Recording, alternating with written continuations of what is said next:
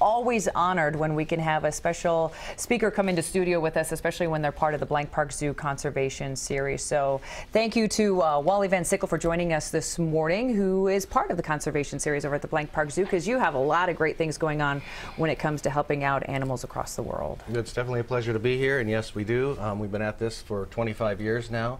I'm a wildlife biologist, and that's where I started my career and kind of turned that into a conservation organization, and very thankful to be part of the speaker series tonight at the Blank Park Zoo. So kind of give us a little bit of your background. You hinted at it there a little bit, but you've been doing some great things for quite some time. Yeah, originally before I started the conservation organization, I was a wildlife researcher, and I worked with mountain lions, and I worked with another type of carnivore in Wyoming, and we did research on those animals and learned more about them and what they ate and how big their home range sizes was and what we needed, what the threats were, and what we needed to do to conserve those species.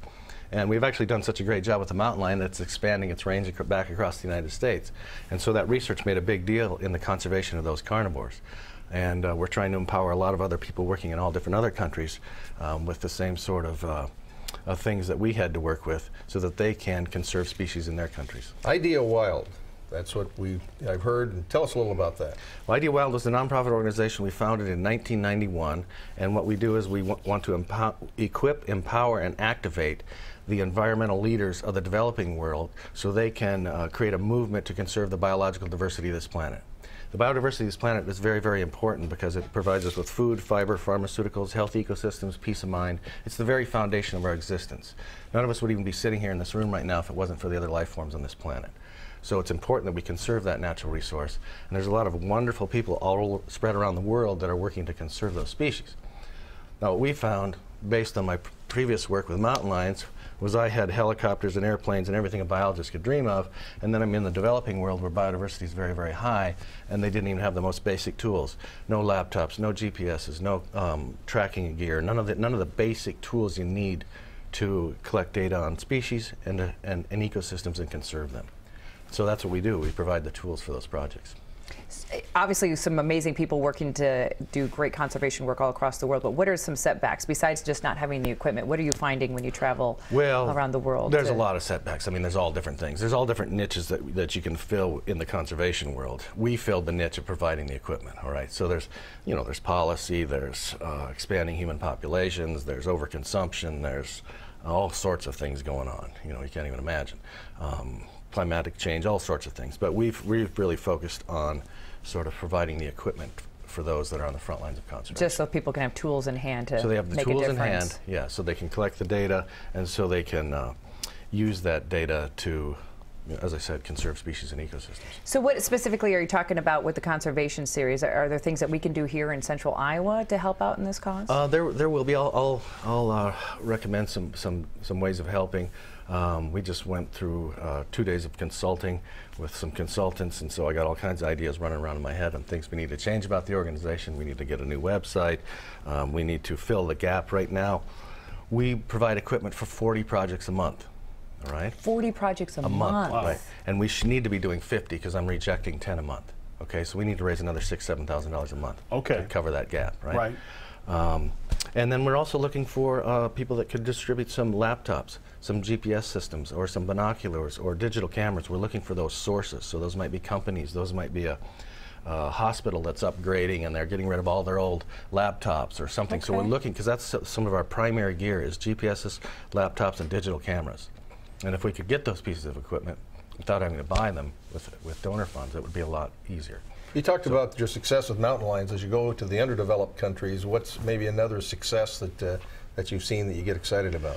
Great success story is a guy named Michael Garcia in Costa Rica. He was working on his master's degree, Costa Rican. We basically help nationals, so they're all from those countries. And so he's working on his master's degree with a beautiful bird called the resplendent quetzal. It's considered to be one of the most beautiful birds on the planet. We knew nothing about it. We provided him with a binocular, a GPS, and some plant tagging equipment. He studied the bird for 2 years and ended up conserving an entire watershed that bird's found in, and it became the newest national park in Costa Rica, Los Quetzales National Park. So if you go to Costa Rica, you can go to that national park, and now hopefully it's conserved for future generations. Just because he had the tools to make sure to have the information to make that happen. We spent $450 on that project. A lot of times. $450. That's it, and it made that big a difference. Yeah. The average cost of one of our projects is $650 to $750 a project. Okay, we've provided the gear now to 4,800 projects in 115 countries. Wow. So some incredible things can happen just by making a I mean, there's difference. little splashes and there's big splashes. Big splashes. But part of it's about capacity building as well. So we're creating the future environmental leaders of those countries because they get master's degrees, they get PhDs, they go on in their agencies and in their nonprofits and they continue this work. And so by helping them in their careers, we help them to create this movement to conserve biodiversity in their It seems like when we've had, and you have all the speakers we've had from the zoo on this show have been wonderful, and you're no exception. But it seems like a lot of the times when we talk to them, they talk about habitat destruction and things like that. But one of the things they always mention is working with locals and educating the locals about what's happening and what's going on. Is that part of what you do as well? For sure. them? I mean, we're a catalyst, so we help the individual that's working, and then they design how they're going to work with the local people that are there or the other stakeholders that are there, right? So we just provide the gear and they go out and do the job. I mean, if you can imagine being, let's say, Jane Goodall. We all are familiar with Jane Goodall who do conservation work. Let's pretend we're Jane and we're out in the middle of a forest, right? And we have no binoculars. We have no GPS system. We have no laptop computer. We have no tools we need, all right? And so by empowering Jane Goodall or somebody like Jane Goodall, then now they can create that movement, change the way that that community works with their forest, and hopefully, replant those forests like is a lot of the work they do, and like I say, keep those species on our planet. One of the cool things that I think, and it's a pleasure having you in town because our Blank Park Zoo, which I think is the only accredited zoo in the state of Iowa, over the last 4 or 5 years started a whole conservation series, doing all these different projects, and as you said, you help keep the enthusiasm and the light and the fire going for what the local zookeepers and the professionals down there are doing. For sure. It's been an enormous community of supporters that have helped Idea Wild in our 25 years, our first 25 years. And we've had a lot of support from zoos, and I hope that we do inspire those that work at those zoos to continue with their conservation efforts. We'll continue to be inspired tonight, folks, because Wally is speaking tonight at the Blank Park Zoo. Tickets are still available. Just check out the entire Conservation Speaker Series. It is absolutely fantastic. And don't forget to check out the wonderful thing we have right here in Central Iowa, and that is the Blank Park Zoo. blankparkzoo.org for more details. And Wally, if people want more information on everything you're up to, where's the best place for them to go? They can go to our website. It's ideawild.org. They can join us on Facebook, just Idea Wild on Facebook. And that way you can keep track of, we have a lot of follow-up material, beautiful follow-up material that comes in from the field that we constantly post on the Facebook site.